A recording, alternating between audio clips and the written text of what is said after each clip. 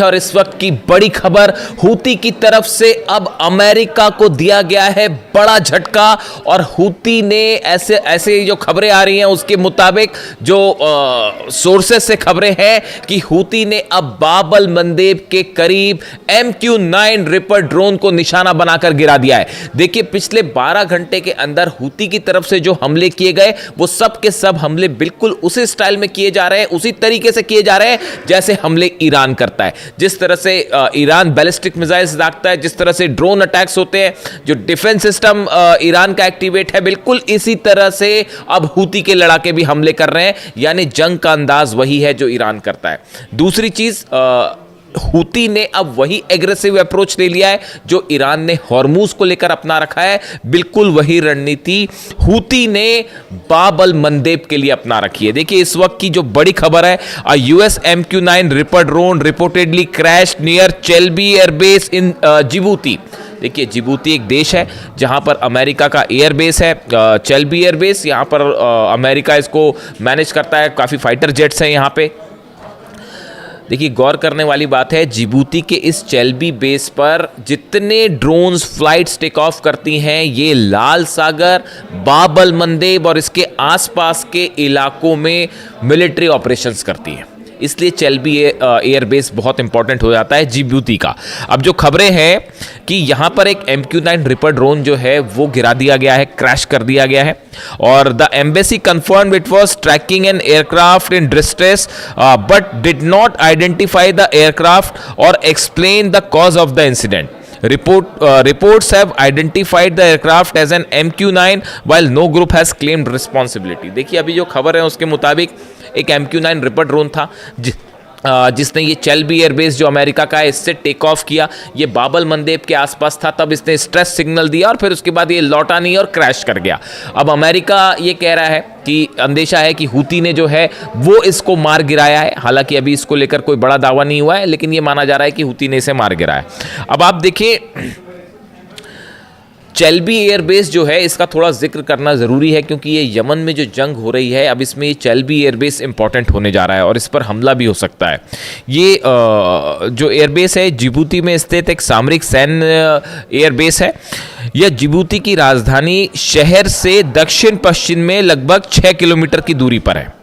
और इसकी मुख्य बात यह है कि यहाँ पर अमेरिका जो है उसके ड्रोन्स हैं, जितने ड्रोन मूवमेंट होते हैं अमेरिका के वो सब यहाँ से होते हैं। और अब सूत्रों के हवाले से ऐसी भी खबर है कि अगर जिबूती के इस चेल्बी एयरबेस पर हमला हो जाता है तो कोई आश्चर्य की बात नहीं होगी। अगर अमेरिका ने किसी तरह का ऑपरेशन किया यमन में हूती के खिलाफ तो हो सकता है कि ये चेल्बी एयरबेस जो है इस पर हमला हो जाए। और ये जो MQ-9 रिपर ड्रोन गिराया गया है ये हूती की तरफ से एक वार्निंग है अमेरिका को कि आप लाल सागर से दूर रहिए।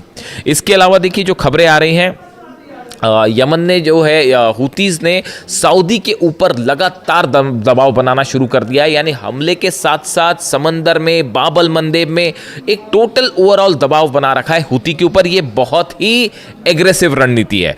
Yemen Houthis strike Saudi backed forces in Mokha with ballistic missile drone and releasing dramatic footages. देखिए, मोखा में जो हमला हुआ, यमन की सेना यानी सऊदी को, जो सऊदी बैक करता है जिस यमन की सेना को, उसके ऊपर हूती ने हमले किए। कैसे हमले किए मोखा में? बैलिस्टिक मिसाइल से, ड्रोन से। और सबसे बड़ी बात है, इसका वीडियो भी रिलीज किया बिल्कुल इसी अंदाज में जैसे IRGC करती है।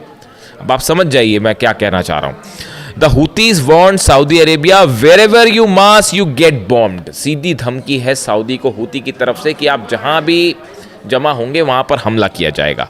The attack reportedly killed at least 7 people and wounded dozens. ये जो हमले हुए हैं हूती की तरफ से, जो हमले हुए, इसमें 7 लोग मारे गए हैं। संख्या ज़्यादा हो सकती है इसकी, और सैकड़ों लोग इस हमले में घायल हो गए हैं। The Houthis also claimed the drone strike on an Aramco facility in Saudi Arabia Jizan. Jizan में कल जो हुआ वो आप जान ही रहे हैं कि वहाँ पर धमाके हुए, ड्रोन स्ट्राइक की खबर है हूती की तरफ से। जिजान में ऑयल फील्ड में आग लग गई। अब देखिए, हालात ये हैं फिलहाल कि बाब-अल मंदेब बिल्कुल उसी तरह से बंद है जिस तरह से हॉर्मूज खोलने के लिए ईरान ने अपनी नई शर्तें रख दी हैं। मुआवजा वापस दिया जाए, अमेरिका अपना सेना लेकर निकले, अमेरिका अपने बेसिस खाली करे। मतलब बहुत ही ज़्यादा सख्त शर्तें ईरान की तरफ से रख दी गई हैं हॉर्मूज को खोलने के लिए। अब ऐसी स्थिति बाब-अल मंदेब में भी अपना ली है हूती ने। हूती का जो स्टैंड है बाब-अल मंदेब को लेकर वो बिल्कुल वैसा ही है जो ईरान का हॉर्मूज को लेकर है।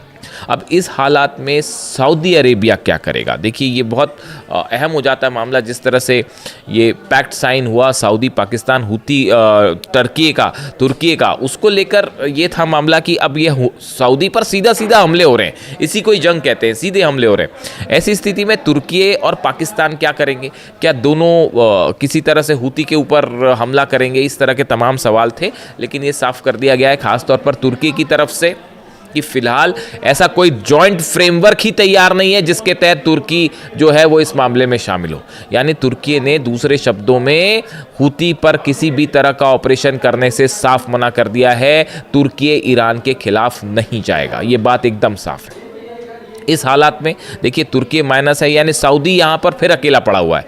अमेरिका मदद करने की सिचुएशन में है नहीं, इजराइल जो है वो सऊदी की मदद करेगा नहीं। इस हालात में अब सवाल ये है कि सऊदी अपनी रक्षा कैसे करेगा, सऊदी की मदद कैसे होगी?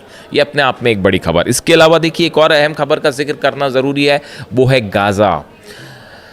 नेतन्याहू की तरफ से बयान आया है कि वो एक तो 15 सूत्री जो प्रोग्राम है डोनाल्ड ट्रंप का, गाज़ा पीस प्लान जो है वो उसको स्वीकार करने से उन्होंने मना कर दिया, सीधा सीधा मना कर दिया।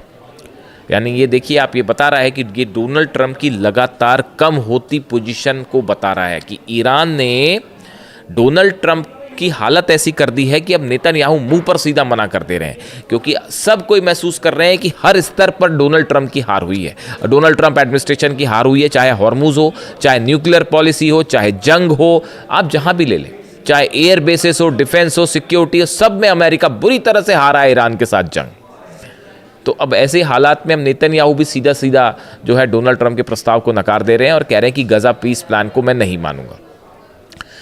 इसको लेकर तमाम खबरें आप देख सकते हैं, और इसको लेकर ईरान और इजराइल आमने सामने होंगे, इस बात को भी याद रखिए। गाज़ा को लेकर अब ईरान और इजराइल के बीच में बड़ी जंग होगी, ऐसे हालात बनते जा रहे हैं या बनाए जा रहे हैं, दोनों स्थिति है।